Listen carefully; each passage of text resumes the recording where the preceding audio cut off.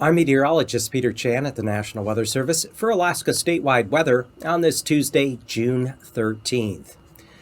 A flood warning remains in effect along the Sag River, especially along the Dalton Highway between milepost 401 and 407, where areas of the highway have been eroded as a result of high water levels since the middle and latter portion of last week. The Dalton Highway in that area remains open but is down to a guided one lane.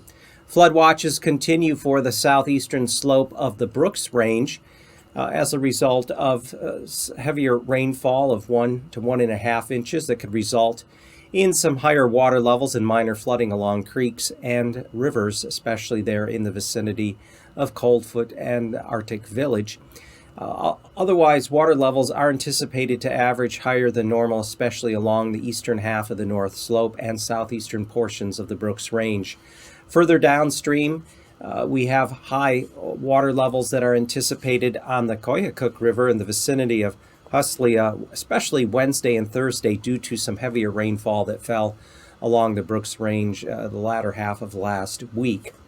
A high surf advisory has been posted for the southern and western coastline of the Seward Peninsula, as well as St. Lawrence Island, as a windy frontal system is going to be pushing into the west side of the state. South to southwest winds could gust as high as 40 to 50 miles an hour, causing water levels to run 2 to 3 feet above normal high tide. So those areas could also experience localized beach erosion, and residents there are urged to make sure not to leave things on property unattended on beaches, as they could be swept away by those higher water levels.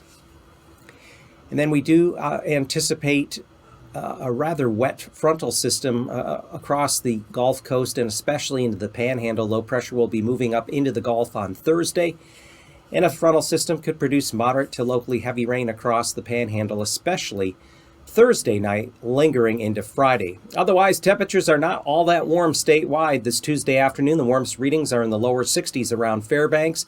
Everybody else in the 40s and 50s, and we do not anticipate any real warm-up the rest of this week. For Alaska statewide weather, I'm Peter Chan.